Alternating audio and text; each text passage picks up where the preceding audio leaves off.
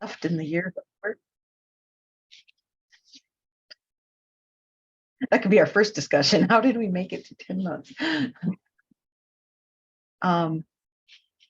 Becky, were you going to share the PD or do you want me to? Do you have it up? Yep. Okay. Yeah, why don't you go ahead and do it then? That's one I did not pull up before we started.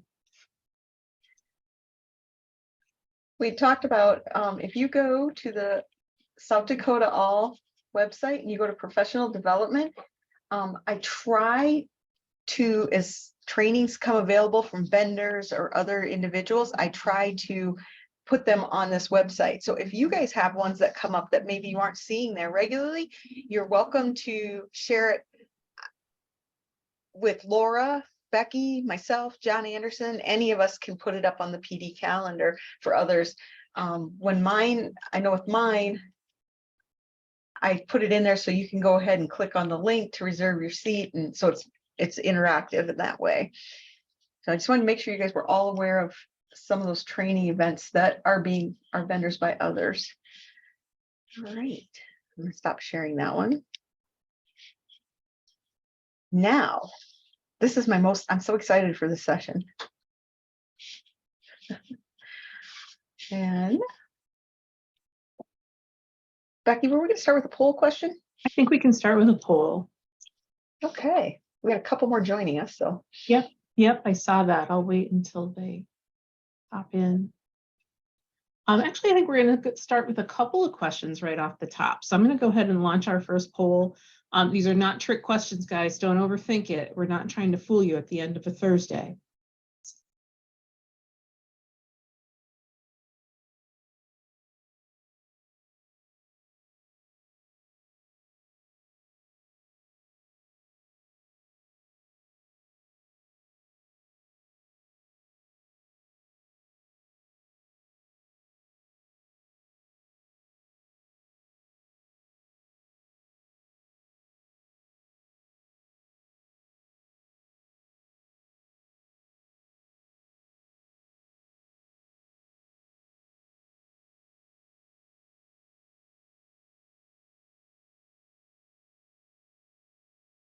All right. Oh, I was just thinking we had pretty much critical mass and then a couple more people popped in. So.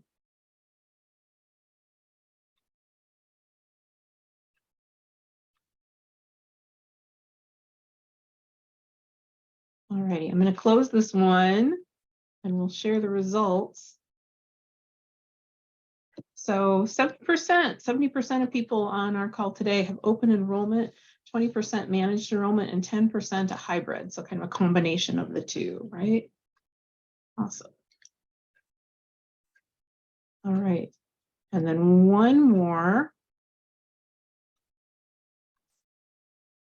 Greatest technology needs for your program. And I think, honestly, you might have the ability to pick more than one here.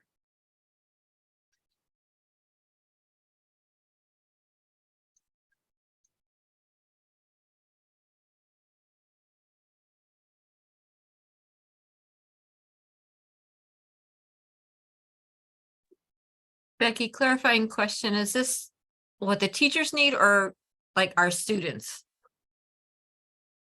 Either or both. Okay, thank you. I think we intended it as your perceived obstacles or your greatest challenges in dealing with technology. So could be your students, it could be you.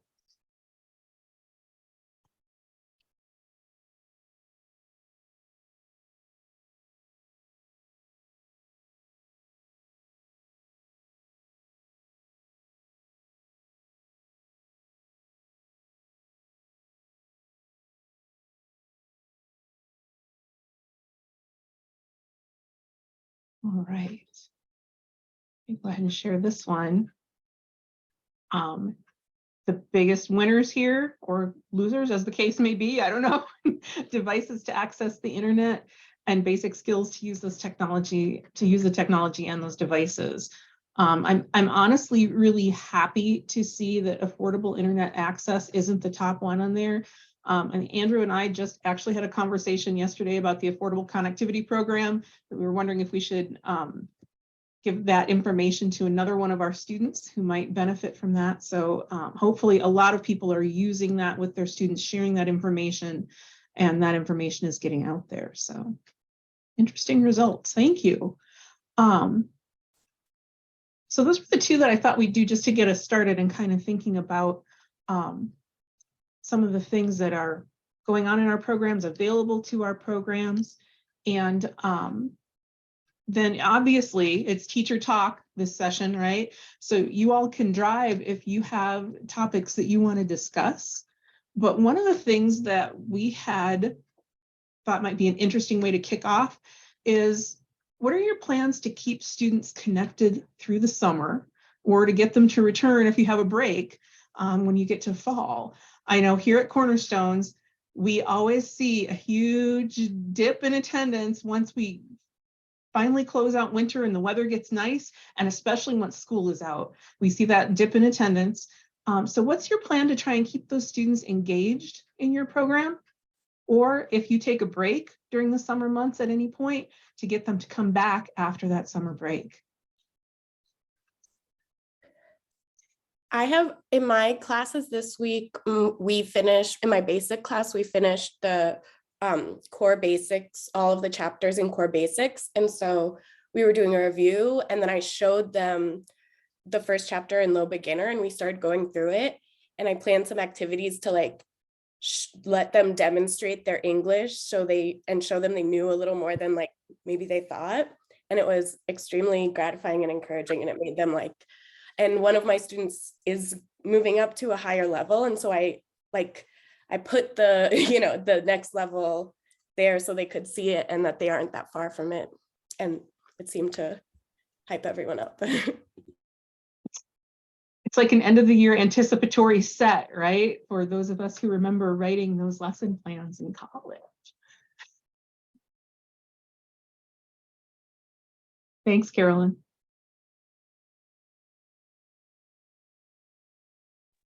Is that what you were even talking about? Was Yeah. that? Oh, definitely. Yeah. Yeah. Ways to keep them motivated, ways to make them wanting to come back. Yeah. Perfect.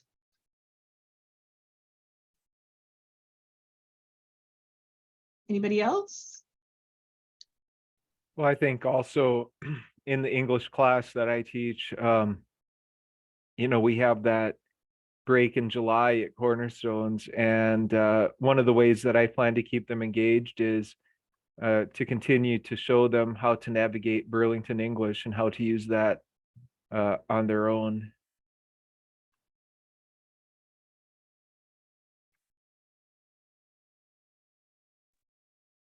I'd like to have my GED students come in and do a bit of coaching and write out a new education plan for the new year, with dates for testing, potentially. Nikita does really great plans with her students. I know she's very intentional about looking at what they've accomplished and what they still have left to do in order to meet those goals. So yeah, that can be a good motivation too, to get them back in. At LSS, do you guys take any kind of summer break at all? We Any just, of the team can go ahead. oh, I was just gonna say, we don't, other than we take some time in July for summer summit. I know with my students, I usually give them a project or work to do, and then we converse through my Google number. Some of the higher ones we can converse through my Google number. They seem to be the ones that drop out more than maybe some of the lower students, but we keep in contact with each other about what's going on. So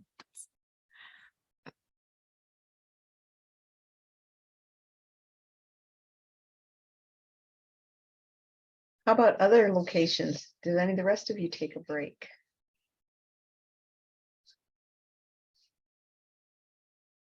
I see Renee Schneider hiding.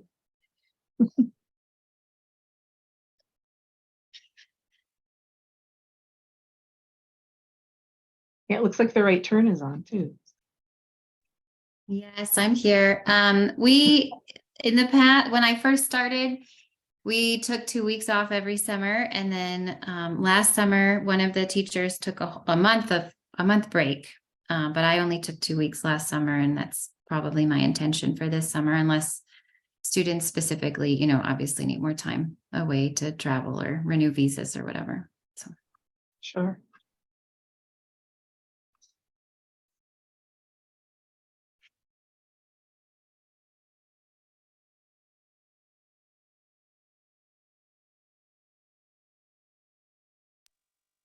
I was don't gonna know, say that our teachers do a really good job of showing the calendar and pointing out and repeating over and over what date we come back to classes. So I, from what I hear, our team does a really good job of making it crystal clear to English learners when we will be meeting back together. And I believe one of a best practice is to forecast. So our staff do a really good job pretty naturally at tying in yesterday's content to today and then forecasting what we're going to be doing in the next lesson. So that's another kind of teaser or hook, is to let them know when they come back from break, this is the topic that we're going to be diving into, so they can feel a sense of purpose behind that return date. I see Renee commented that they take a break in Custer for the whole summer and will start back up after Labor Day. I'm sure a lot of participants are doing those summer tourism jobs, and it's hard to make time for class in that area. Yeah.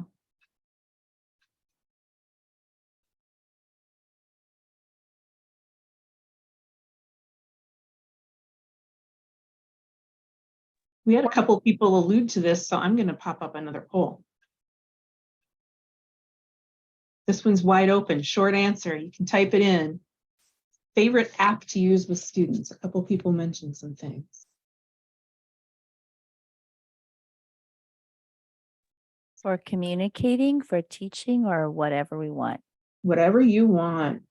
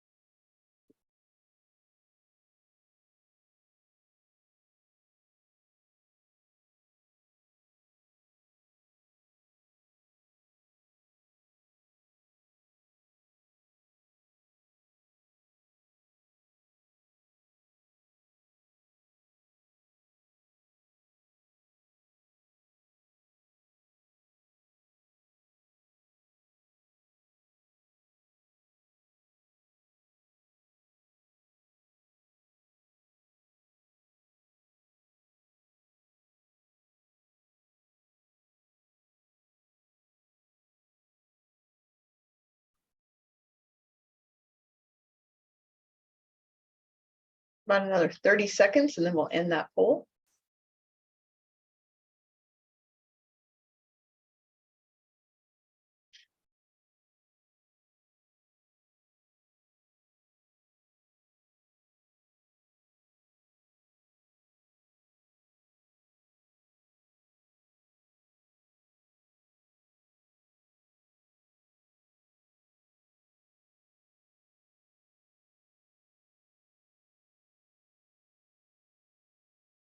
Right. Jeremy already gamed the system in the chat. He told us what his favorite answer is, but then shared another favorite in the chat. Why isn't it showing us our results? That's no fun. Oh, here. Do you have them? Yeah, I gotta share my screen. It popped up over here. Oh.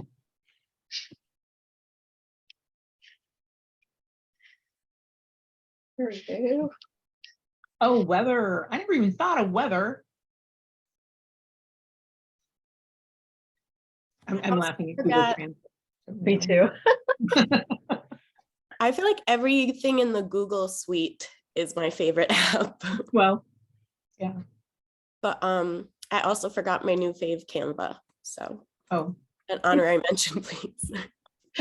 There are a couple for GD classes that I'm a bit surprised don't show up in there, like ReadWorks, for example, oh, yeah. and iCivics.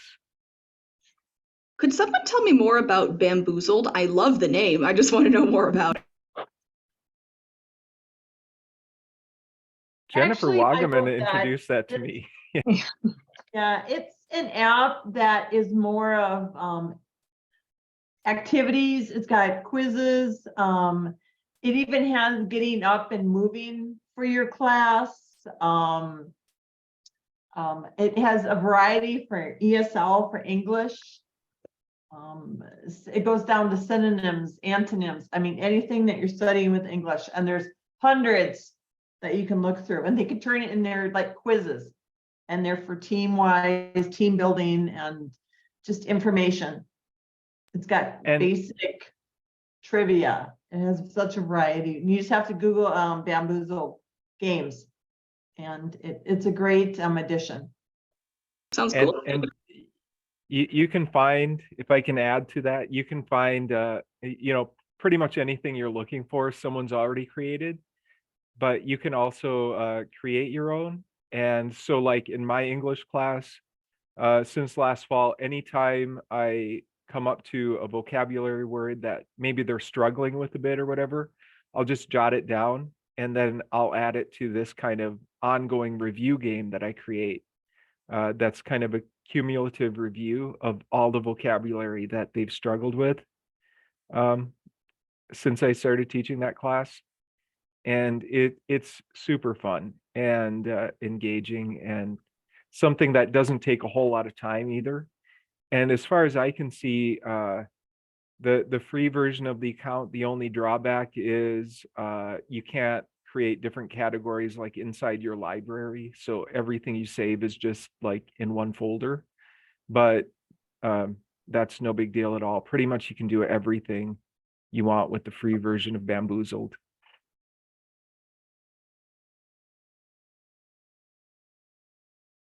Anybody else have a question about anything that they see on here? I seen that a lot of people Google Voice that and Google Translate. I thought that was interesting. It totally freaked me out. My son and I have been practicing. We're learning the numbers in Spanish, and we're learning a couple other things. And so when we drive, we talk, and all of a sudden it was like, I don't know that one. All of a sudden like goes blank in your head. And so we're asking Google different things. What is this in Spanish? And pretty soon we started talking, and it started talking back in Spanish, and I knew it didn't, but I accidentally did it. It was like totally, and then I'm like, how do I turn it off so it doesn't always talking to me? And it's repeating that back in Spanish. But I was like, wow, somebody had told me about it, but I hadn't realized it. Just intuitively decided to turn it on.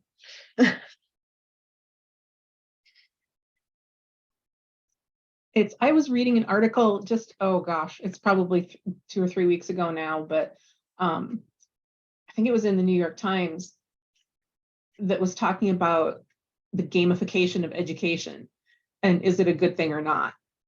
And it's like every other thing in education. People are always sure that we're somehow like destroying people's ability to learn by trying different things. I'm of the generation where the only reason I know the preamble to the Constitution is because I can sing it because of Schoolhouse Rock, right? Me too. Party trick. The gamification of education happened a long, long time ago. As soon as people were able to rhyme, that's when it started. So I think it's interesting, apps like Bamboozled, Duolingo was one that it mentioned in the New York Times story that, people talked about as a positive way to build those educational experiences. So yeah, I think that's interesting that everybody's always kind of threatened by some of the things that are technology when we all know that we've been exposed to those kinds of things throughout history, right? I mean, we also all died on the Oregon Trail. So. And we know what conjunctions function is. Yeah.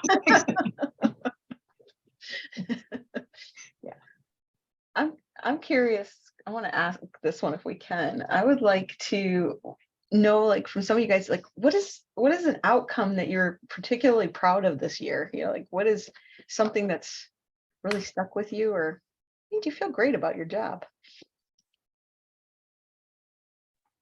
And I'm gonna cry if nobody has any. Well, that was what I already said mine, because I was just desperate to share that story. But I had a really gratifying week. I was so proud.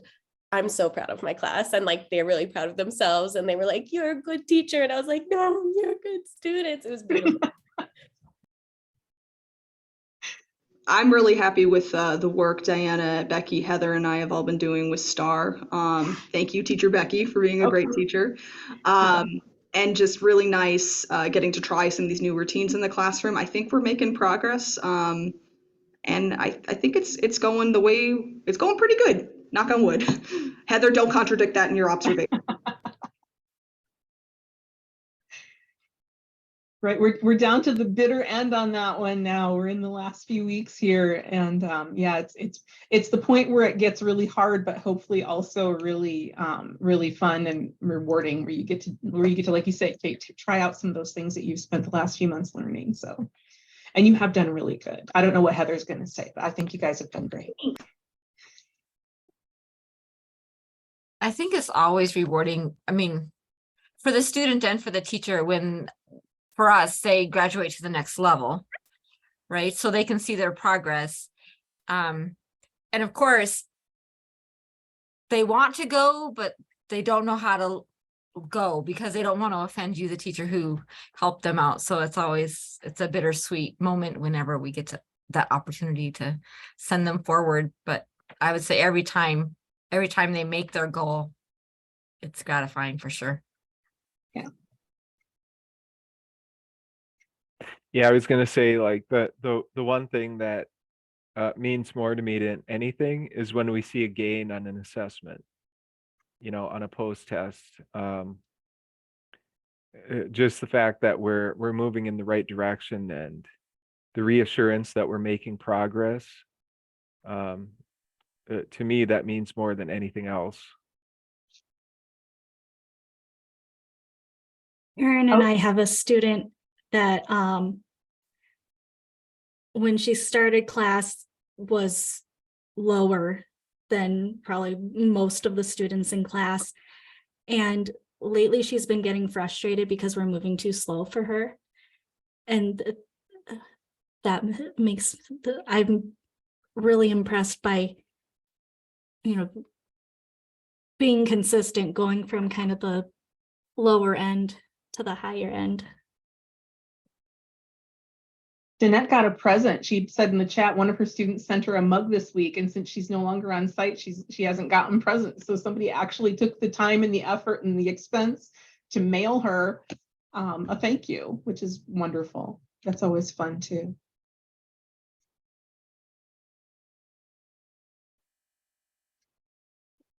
I like it when they come in at night and they have no problem just, I'm in the front office at night, and when they have no problem just walking in and like, teacher, I don't understand. And I'm like, okay, because I'm not the teacher. What don't you understand? It's always something with tech. So it's pretty good. And probably my biggest accomplishment as I troubleshot somebody's computer this year in Spanish. Because I was like, is this saying this? And he's like, yeah. And I'm like, I have no idea. I just know what the stuff looks like. That was fun. I think we also have a student who, whenever her tech at home fails her, she comes into class and apologizes for coming in unexpectedly. Like, she comes in to use our computers in our computer lab, and apologizes for being late. But because she couldn't get on at home, she's gotten in the car, driven here to our office, come into class. Yeah, she's very dedicated. I think the dedication of those students kind of makes us keep going a lot of times too. And when they tell you, teacher, I went to the store and the lady understood me. Yeah. Always good. Always good. Anybody else have a celebration? something you're proud of? Do you see Becky's comment? A tri-tip roast? That's worth a few mugs, Becky. I'm just saying. Walked through the grocery bag and pulled out a big roast. I was like, what? Thank you. That's better. One of our instructors, this is years and years ago. I was going out to lunch as he was coming back from class, and he pulls me over to his pickup and he's like, wait, I want to show you something. I have to ask you something. And he pulls this trash bag out, like like he lifts it out of the back of his pickup. And I was just like, what are you going to show me? He unwraps it, like just partially. It's this carp that I swear, and I'm not telling a fish story here. It was like almost, it was at least 2.5 feet long, right? Huge, frozen solid. And I said, where'd you get that? And he's like, one of my students gave it to me. What do I do with it? I said, you throw it in the dumpster on your way back into the building. And he's like, oh, do you think so? I feel bad. They gave it to me. It was a gift. Do you think I should throw it away? And I was like, let's walk through this. If you take this home to your wife, what do you think will happen? He's like, yeah, I'm going to put it in the dumpster. So I would take a tri-tip roast any day over a frozen solid carp.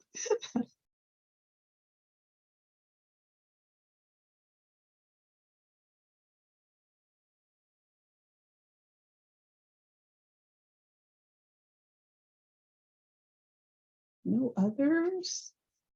Well, it's just that when I've gone in on testing and different tests, and I've subbed for different classes, and the students are just so adaptable now, which is so cool about what's going on. They're so associated with change. I mean,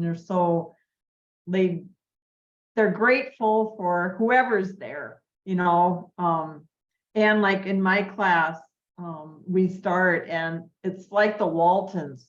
Hi, so-and-so. Hi, so-and-so. The classes have gotten where they're like a little family now. And it's really cool because they'll talk to each other, about things going on. And then when class is done, it's automatic. They're like, thank you so much for teaching. They just show gratitude almost every day. And even when I'm testing, I don't know some of these students and they're like, thank you for talking to me. They're just very grateful for our program, and it's so cool to see every day. I agree, Jen. I don't know half the students I pop into class to test either, and they always make sure to say, tell my teacher thank you and thank you so much for Cornerstones, because I think when they're one-on-one with you, they get the chance to say that. I was going to say, we've also had several people pass their citizenship tests this year, and that's always a lot of fun. It's very exciting, especially when they share the story or bring their pictures and get other students excited about the possibility of achieving that goal. And then students that get their GED. I mean, I had a couple students that just looked at me and said they had their gown on, and we were taking the picture, and they looked at me and they said, there was one guy and one girl especially, and they said, I never dreamed I would be standing here looking like this. He goes, I don't have to walk across and shake someone's hand on a stage. They love that photo they take, and it's just, you can tell they never thought they would get to that point. And some of them were speechless. I don't even know what to say. We even had one that went out and wanted pictures with his car. Like a graduation, like senior pictures. It's like, can you take a picture with my car? It meant more than they wanted to really show. I mean, you can feel it.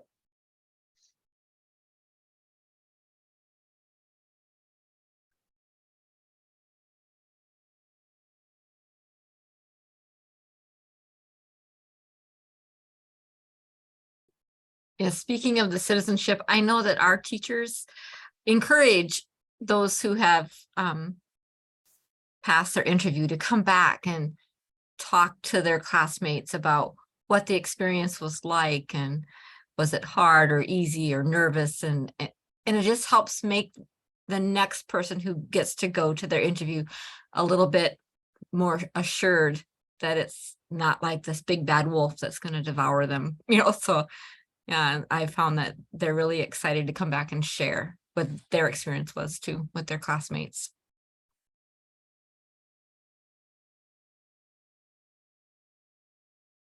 I think that's a really great practice. Not just for citizenship, but for all of our students, you have a success, share that success with others, and that can be encouraging too. And I started doing the leaderboard that Debbie showed us, and not everyone has increased their time, but like 3 of my students have like gone off the charts. They're so good. They spend so much time studying now. I have a dad and a daughter in my class, and the dad had to wait over a month for his Burlington English account. And he was so excited when he got it that the first week he got it, he made it straight to the top of the leaderboard. He did 8.5 hours of Burlington English in 1 week. And his daughter was like so impressed and dead set on beating him. She did not beat him, but she made it all the way to 7 hours just trying to catch her dad. So in 1 week between the two of them, we had 15 hours on Burlington English because of our little leaderboard in the classroom. So yeah, it's been kind of fun. Yeah, two of my, I guess there's 4 people who make the board. They like trade spaces, and 2 of them are a married couple. And I'm pretty sure that like the wife is the one who's doing the studying, and she's just like, log in, do your studying.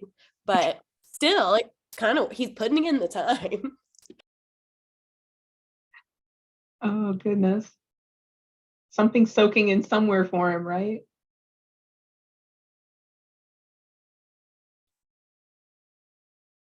So I don't want to bring us down too much, but I want to flip it around and ask, is there something that you want to target for improvement next year?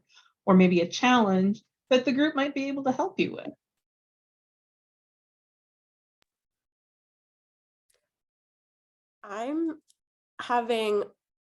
I have some students, there's several Vietnamese students who are really good. They're really diligent students. They know the answers to things. I know they're like picking up on the English and they answer questions really well, but they don't make gains whenever they do a test. So they're not progressing up the level.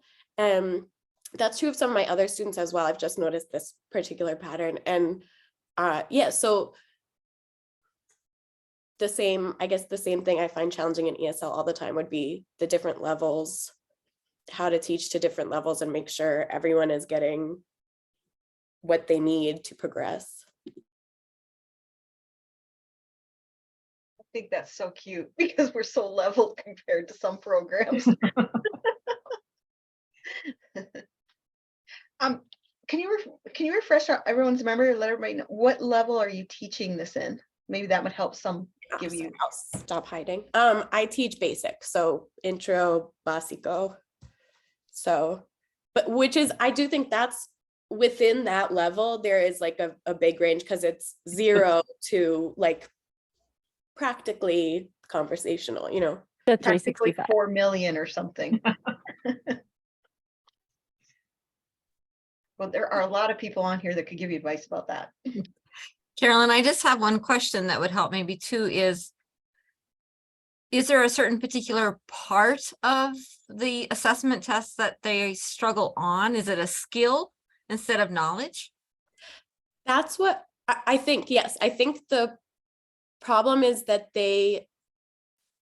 maybe the way I've been trying to incorporate more activities where we like look at pictures and describe pictures to practice actually using the language. And I think that's definitely helping, but I think it's pronunciation and listening is really hard. And so even though they know the vocabulary, they answer the questions, they get the patterns, it's just the actual like pronunciation and listening that's really challenging. Because Vietnamese is extremely different from English. It's a huge leap. So. Well, I couldn't probably speak to the lowest levels, but I speak at, have an oral 2 class, and we do explicit listening skills where they have to repeat Mhm. what they've heard. And so that sometimes is very beneficial. Someone will ask a question and then someone will give an answer, and then another person has to like repeat what they just heard.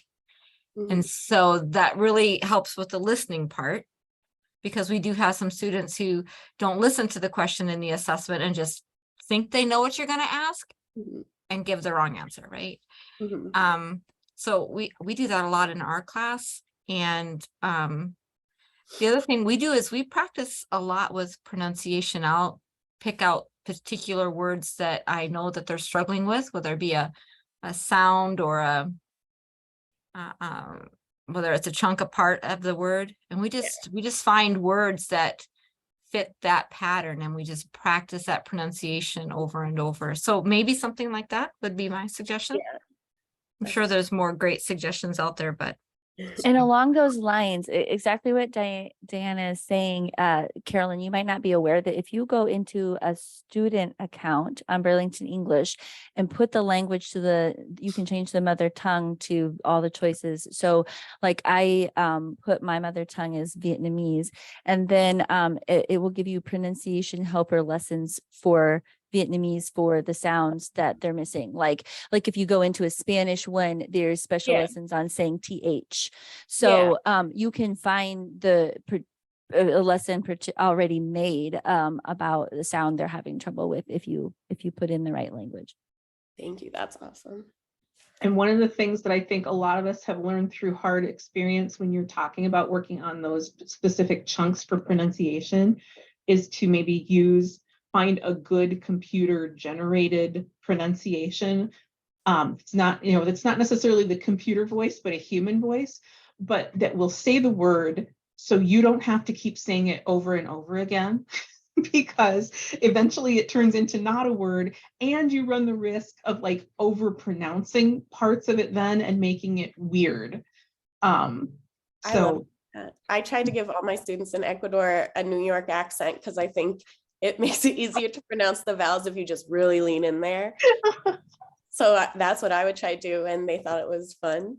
Who knows if there's a little pack of New York accented Ecuadorian kids? I really hope so.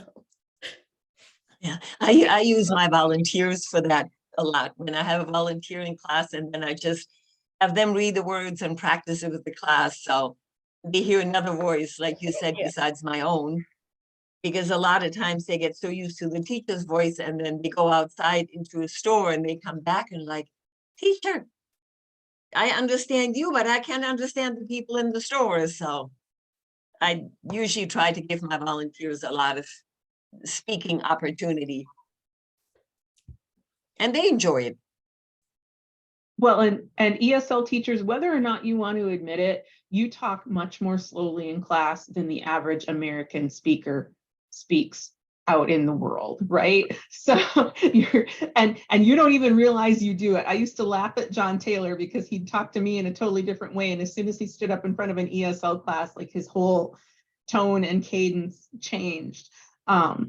So yeah, sometimes bringing in additional people or doing the computer generated helps a lot, because we all tend to slow down a lot when we're in front of our classes, I think. And I have a little bit of a follow-up question. How do you guys do conversation? Like we do dialogues, we read dialogues, but how do you do conversation practice over Zoom in a way that's not the most awkward thing you've ever done? I just do it the most awkward thing I've ever done. If there are 12 people in class, we do the conversation 6 times. They have a partner and we listen to them all. And by the 6th time, they're still saying it wrong. So obviously we needed it 6 times. And maybe someone else has a better idea. Well, but I do. We all go through the dialogues. Like everyone says the dialogue, and I find that super helpful. But like, if there's a prompt, like discuss with a partner, aside from breakout rooms, which like, I'm always scared I'm gonna just confuse everyone too much and myself. But how to like, yeah, more open-ended conversation responses that aren't just like dialogue.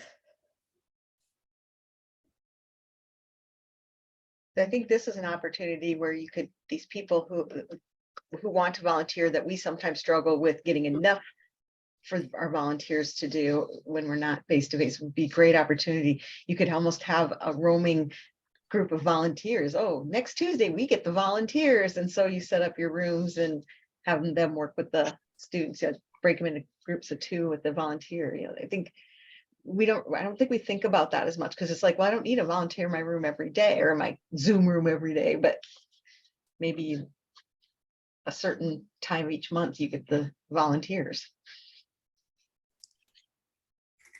I really like that idea because, you know, I'm kind of like Carolyn. I mean, I've had my students in breakout rooms practicing these dialogues, and it seems to work all right for my particular group. But I think it would be even more helpful if we could have some volunteers, you know, who would be in there with them to give them some immediate feedback, because one person, you know, myself as the teacher, I can go around to the different rooms, but I can't be everywhere. It would be nice to have maybe more people who could.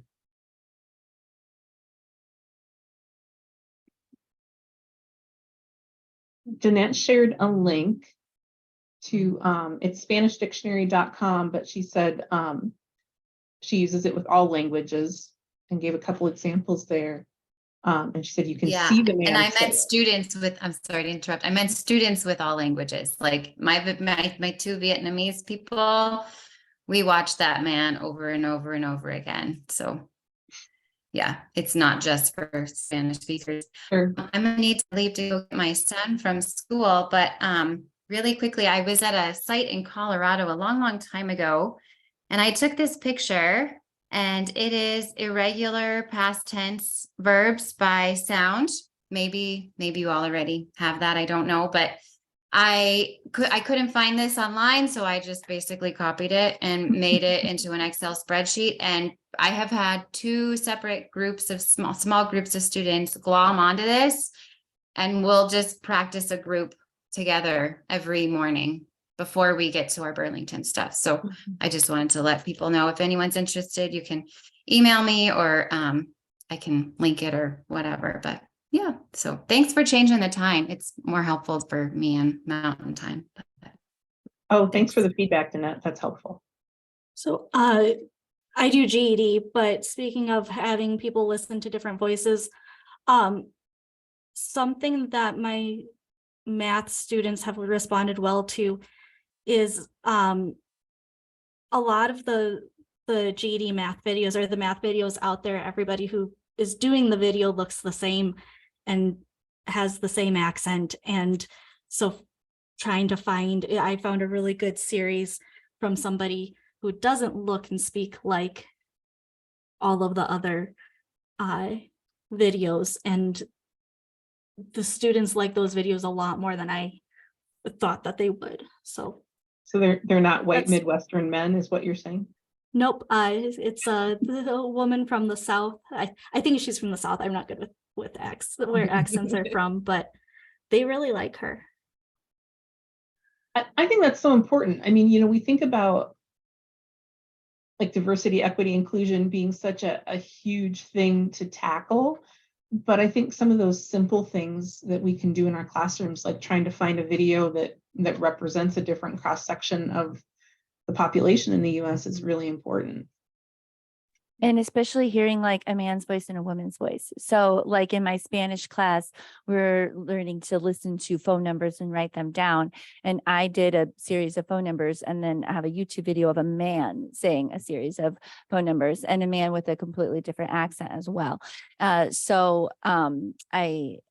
it is different. It does sound, it is harder to hear the difference if you get used to the same voice all the time. Mhm.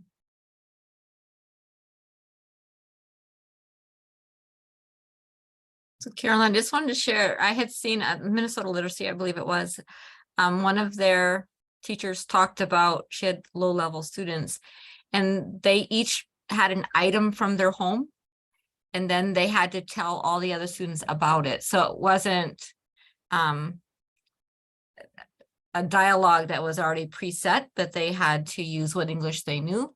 And then they could ask each other questions. So it just brought a whole different dynamic.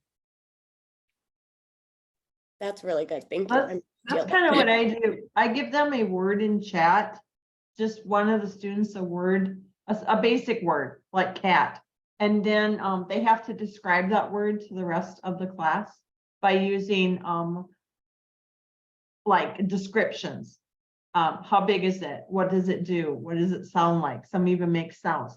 But it kind of helps them with, if they can't think of a word, they have to come up with something else to try to describe what they're trying to say. And then everyone else has to use their listening and say, okay, and imagine what that person is saying. So then they hear each other's voices that way too. And that's what I do with my class too.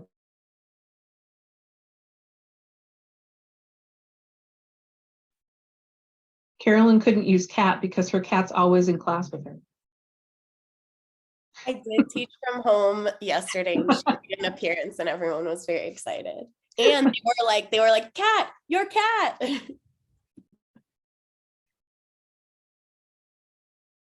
We've got just a little over 10 minutes left, so it's open. It's a free for all, guys. What else do you want to talk about today? Anybody else have any outstanding questions or really great things they want to share?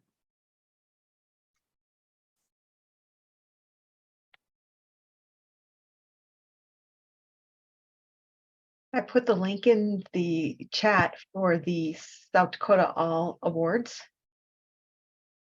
Don't forget to nominate those people you work with and your students, and volunteers, and all that kind of stuff.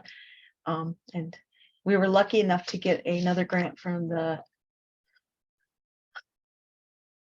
West River Foundation, right, Diana? So there's financial awards for those winners as well. So timeline is approaching.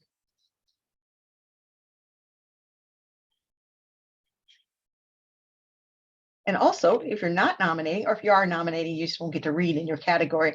If you would like to be a reader, like say, oh, I could never write this, but maybe I want to read them and then someday I can write one. There was an email sent out asking for volunteers as writers, and you just need to fill in the form. And then we'll get you signed up to read for a group. And I'll add one other note on the end of that. The awards are great. Nominate anybody that you can think of for an award, but there's also the Hovland Development Fund Award that anybody who's a member of South Dakota All can apply for. It's basically funding to allow you to do a special, and I don't want to say research project. I mean, it's kind of a research project, but a special project that benefits the field of adult education. So if there's something in your class you've been thinking about trying, if there's, again, a kind of a question you want to answer, if you see a gap that needs to be filled and you want to develop some materials to address something in one of your classes, all of those things can be covered by that Hovland Development Fund Award. So it's on the same page as the other awards. The description of it is right there. You can take a look, and we'd love to see some applications for that as well. And you'll be hearing from last year's winner this year at the conference, right, Diana?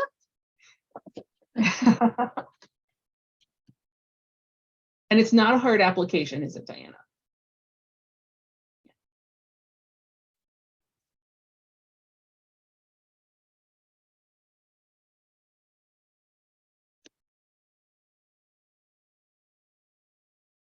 We have so many years of expertise in this room, so I just want to make sure everybody has a chance if they have a question or something they're puzzling over to ask it now.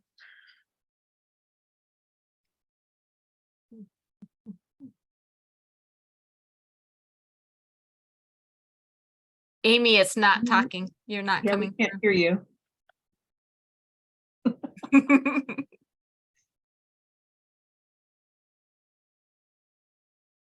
No, it doesn't look like you're. Oh, now there you are.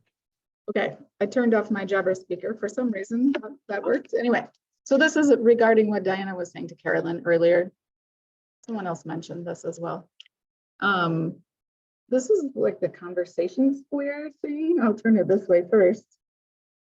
We heard about this, Andrea Eckelberger. That's where I heard about it first at a conference during COVID, when we were online. And I've heard her talk about it since too. I think the first student asks a question. Next student answers the question. The third student repeats the answer. Now in higher levels, that would summarize the answer. At my level, if they can just repeat it back. I remember what they said. I'm good with that. She said blah, blah, blah. And then the last one is hard. But my students at an intermediate level, surprisingly, were able to do this. But then at the very lowest level, that's that video that Diana was talking about, where the students at the lowest level just like, I don't know, they hold up something they have in their house. And it's not, it's not a question, but here's something they can talk about it. And then the other students were, I think, Diana, were they asking a question about it or just repeating back what that student said about the object, I think? I think it was more repeat back. There might have been one student that actually had asked a question about a bowl or something, but most of them were just repeating what it was used for, the color. The teacher kind of helped stimulate the conversation. But yeah, and everybody had something they showed. It was really good. Yeah, and they were, at that low level, it's so hard for them to do anything independently.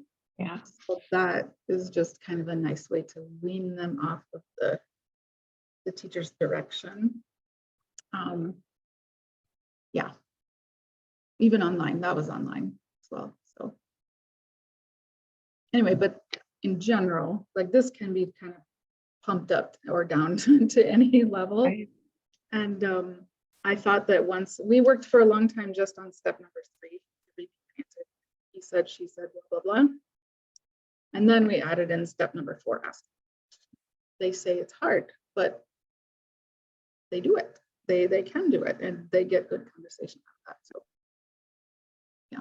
Well, and I think what you said there at the end, Amy, is really important. And it's hard for all of us to remember sometimes, right? Like when you start teaching a framework like that, it's going to be messy because the students aren't going to know it at first. So you're going to feel like, oh, it doesn't work, but don't just throw it out, right? Hang in there, keep with it, teach it a step at a time, build it up, especially with those beginner level students, and it gets better. And once they kind of know the steps of the framework, then the content can get harder and harder. But at the beginning, it's going to feel like you're not doing it right. And that's okay. It's not true. It's just they need a little more time to get it. I think we all fall into that trap sometimes, that we expect it to be pretty at the very beginning, and it's never pretty the first time you try something new.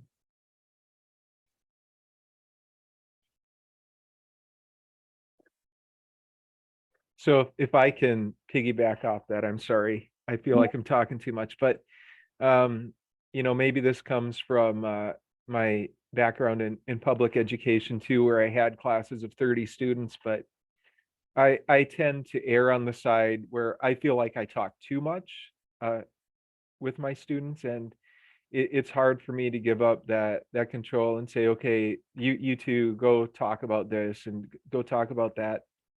But one thing that has worked really well with my low intermediate group that I teach in the morning is I will split them up into breakout rooms, and they'll talk with a partner.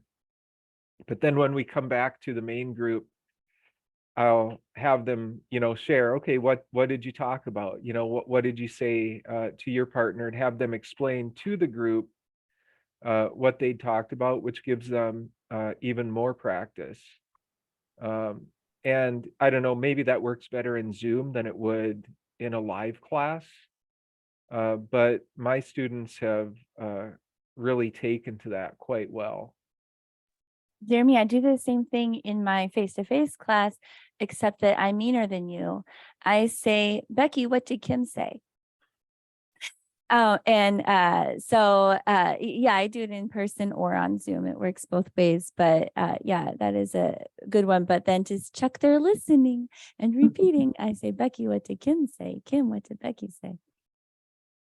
Well, I've even done it where I have them, come up with their own dialogue, and then they come back and they actually present the dialogue to the group, act it out live, and sometimes it works better than others. And I'm sure, that's a low intermediate group, which is kind of on the high end of low intermediate. So I'm not sure how well that would work with the basic or the beginner, but it works great for mine.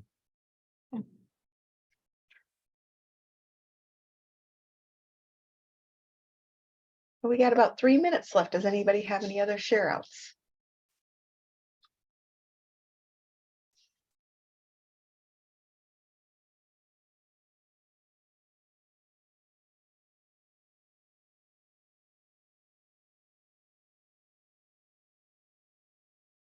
Don't forget to register for Summer Summit. If you have not, we should have a draft schedule up fairly soon. So check the website regularly. We're almost there, ready to show it. So encourage you to get ready for that. And the fact that it's the end of July this year, we can't wait to see how that's going to turn out, right, Laura? Going to be great. Well, we know for one thing, it's going to be better than being on the heels of the 4th of July. So we're happy to have it in late July this year. Thank you, everyone, for joining us today. I hope you have a good rest of your day. Hey, guys. Thank you, Becky. Thank you, Kim.